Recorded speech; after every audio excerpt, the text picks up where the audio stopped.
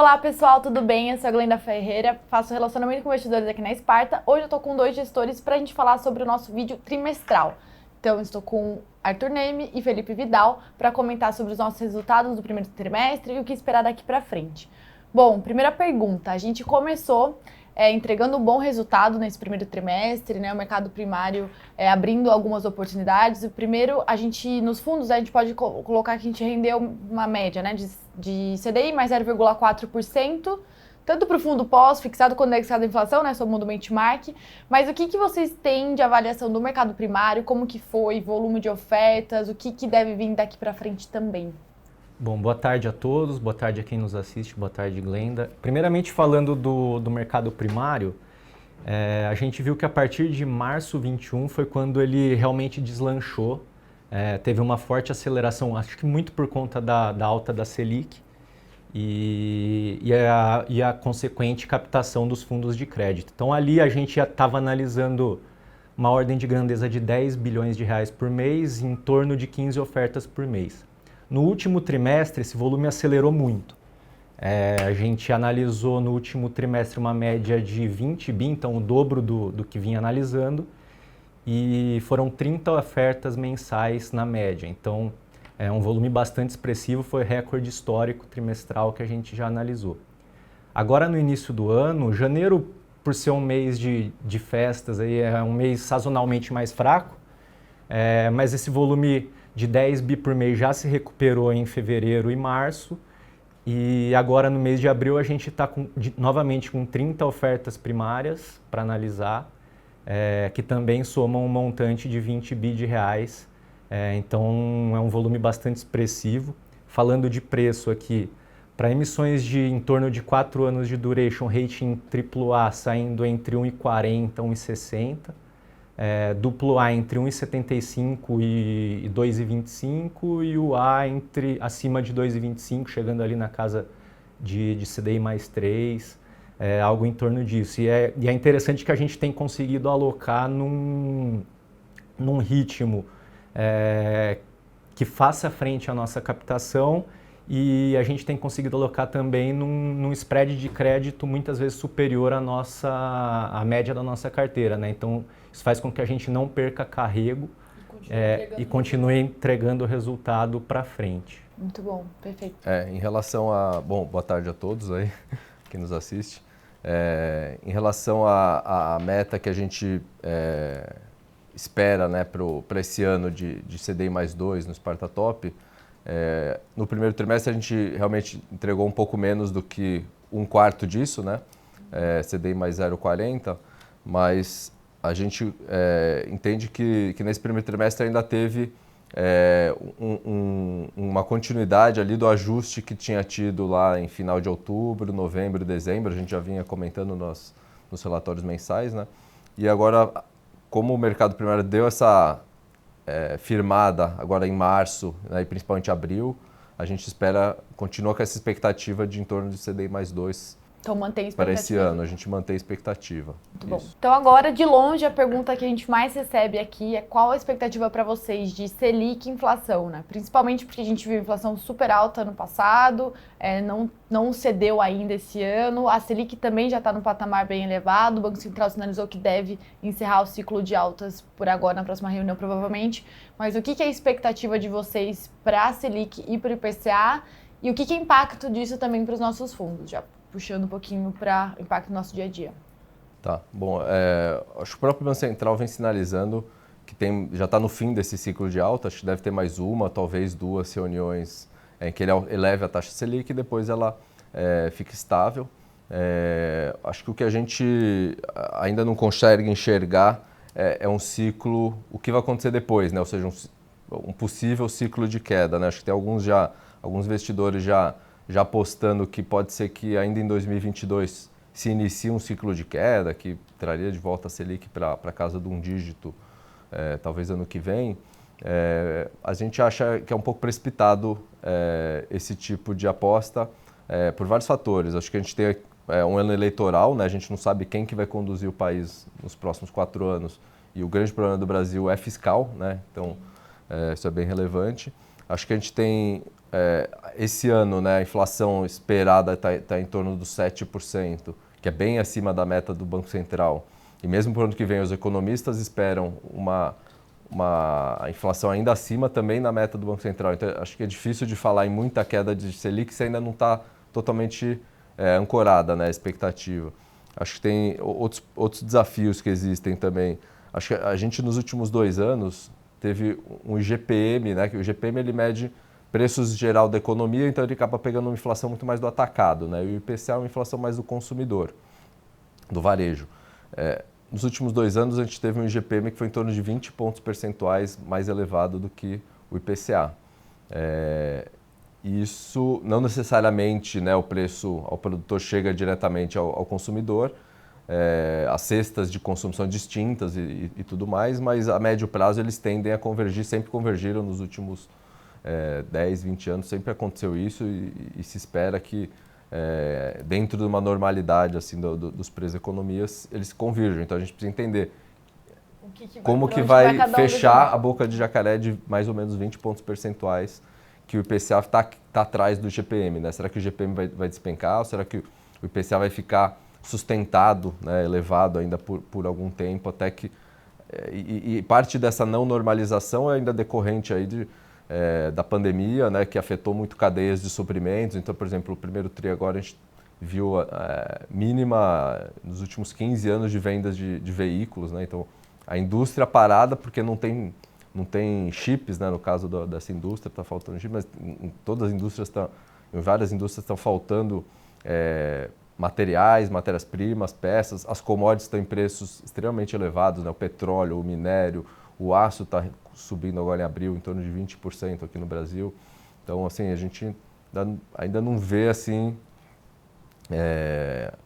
uma estabilização. E aí, olhando para fora, né, para fora do Brasil, a inflação nos Estados Unidos também está elevada, na Europa também está elevada. A gente tem uma guerra, tem um conflito geopolítico que as coisas saem do livro-texto base e vão para um cenário distinto. Assim. Então a gente acha precipitado trabalhar com queda de Selic ainda esse ano e aí para o ano que vem ainda está muito cedo para afirmar, entendeu? Então a gente consegue ver ciclos de queda. E dado que está precificado para os nossos fundos, bom, primeiramente, os fundos pós-fixados, eles, se tudo ocorrer conforme está precificado na curva, eles vão ter um retorno real bem interessante, que é da ordem aí de 6, 7%.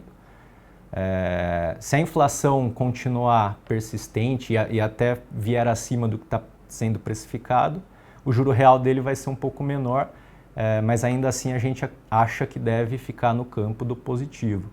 E já no caso do IMAB5, uma inflação persistente ela é duplamente boa para o indexador. Primeiro ponto, porque a inflação ela empurra o IMAB5 para frente, o indexador para frente. Segundo ponto, é que você ter um aumento de inflação com Selic estável, você tem uma compressão do juro real das NTNBs. Com isso elas se valorizam e aí você tem uma marcação a mercado positiva no indexador. Então pode ser bastante interessante para o IMAB5 esse cenário. E já o cenário ruim para o IMAB5 é um cenário que a gente não enxerga que deva acontecer, que é uma inflação ceder abruptamente, sem que o Banco Central inicie um ciclo de corte de juros. Então isso vai fazer o juro real aumentar e ele ter uma marcação a mercado negativa, mas ainda assim com um carrego bastante interessante que hoje está girando aí na casa de IPCA mais 5,40. Muito bom. Então, por enquanto, para os fundos o impacto é positivo, né? Tendem a ter um resultado real interessante. No cenário que a gente espera, acredito que sim. Muito bom.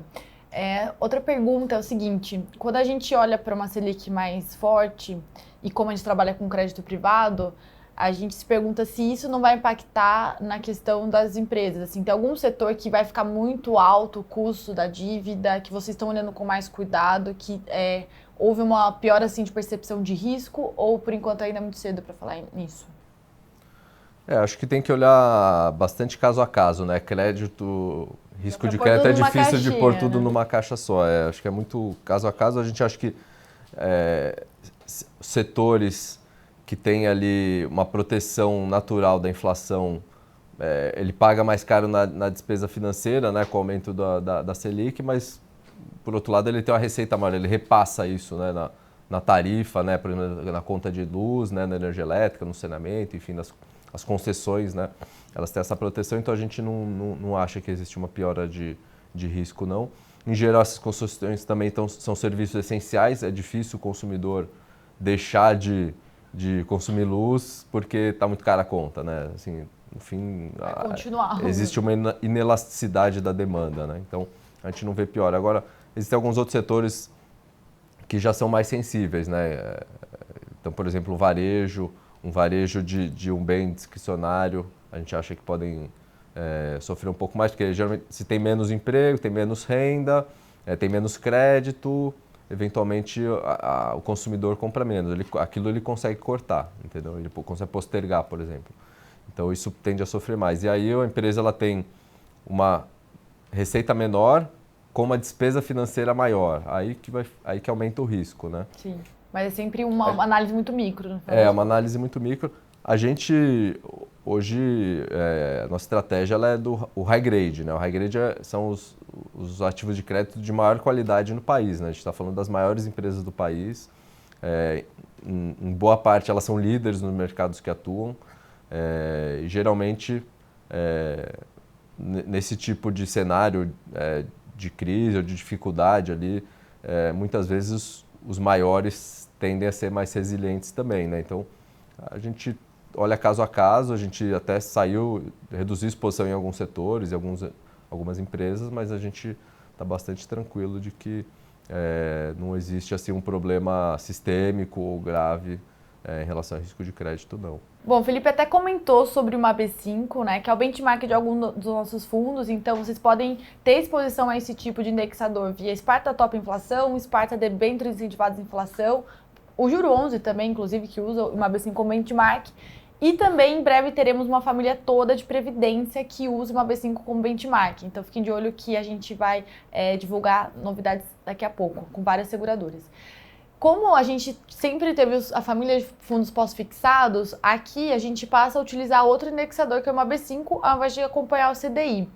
Como que isso é feito na prática, no dia a dia de vocês? Então, a dúvida a gente fala que vocês usam um derivativo, que é via DAP, mas como que isso poderia ficar mais claro para o investidor entender essa troca de derivativo, de indexador? Bom, a troca de indexador ela é feita usando um contrato de futuro de cupom de IPCA, que é negociado na B3, que nada mais é do que o juro real das NTNBs. Então, grosso modo, a Ambima diariamente ela divulga a composição do IMAB5, então quantas quantidades... IMAB5 é a somatória do mercado de todas as NTNBs de até 5 anos de vencimento. Então ela divulga a composição desse indexador, então, sei lá, 20% é NTNB 22, 20% é NTNB 23, 15% B24 e assim por diante. E através desse derivativo a gente consegue montar uma carteira sintética, vamos dizer assim, em que pensa num fundo que ele é 100% LFT, então o ativo desse fundo rende CDI, certo? E quando a gente faz essa troca de indexador através do derivativo, a gente paga CDI e recebe o rendimento das NTNBs. Então, grosso modo, a gente vai ter um retorno que vai ser exatamente igual ao retorno dessas NTNB. Só que ao invés de a gente comprar LFT, a gente compra uma carteira de crédito para ter um retorno acima do indexador, que vai ser, no caso, o retorno do spread de crédito, né? Sim, acho que agora ficou bem mais claro como que faz essa mágica de transformar o top acompanha o CDI no top inflação. Ele acompanha uma essencialmente os ativos são os mesmos, só que a gente tem uma posição de derivativo também para simular essa carteira de NTNB. Agora, só para a gente encerrar, então, uma pergunta também mais complicada. Qual que seria a expectativa de resultado para os nossos fundos? Aí, tanto dos pós-fixados e até um excesso de resultado em cima do benchmark para os indexados à inflação. O que vocês têm de perspectiva para esse ano? Tá, do pós-fixado, né, com o que a gente já teve de retorno no primeiro trimestre, mas a expectativa de Selic média daqui até o fim do ano. mais o retorno, o alfa, né, o retorno adicional da estratégia de crédito privado, a gente espera alguma coisa na casa dos 14% nominal para o Sparta Top, e aí o Max é um pouco acima, enfim. Muito bom. Então, um retorno acima da inflação, ganho real. Para um ano em que a inflação está estimada aí na casa dos 7%, estamos falando de um retorno bem interessante aí, em torno de inflação mais 7%, né? E com risco bem controlado, dada, né? Com risco controlado, com uma volatilidade Também baixíssima, né? Que é a do CDI. Já os fundos com benchmark em B5, aí ele já tem uma volatilidade, né? Essa volatilidade do mercado. Então, eventualmente pode dar... a gente acha que dificilmente fica abaixo, mas eventualmente pode ficar pouco abaixo.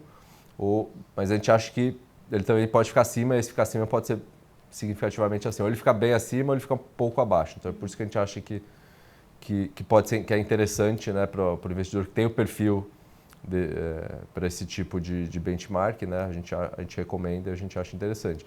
A troca aí, né, o trade-off que você faz é de ter um pouco de volatilidade, mas para ter um retorno esperado um pouco superior. A volatilidade nem é tão alta assim. E a volatilidade não é tão alta assim. Principalmente quando você olha mês a mês, ela não é tão alta mesmo.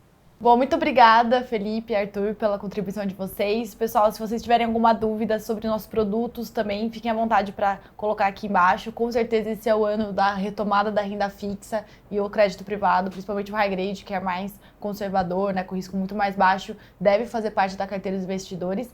E, por fim, gostaria de convidar vocês a conhecerem o Juro 11, vou deixar o site aqui embaixo também para vocês acessarem, que é o nosso primeiro fundo de infraestrutura listado na Bolsa. É um fundo de renda fixa, ele vai investir também em debêntures de infraestrutura, na maior parte incentivadas, mas ele tem um perfil um pouquinho diferente, ele paga dividendos mensais, você conta com a isenção de imposto de renda, tanto nesses rendimentos quanto também no ganho de capital, a liquidez é de bolsa, então D+2 você consegue receber o seu recurso de volta, e tem várias novidades sobre o produto, então também não deixem de acessar e se cadastrarem no mailing dele. É isso, pessoal, muito obrigada e até a próxima.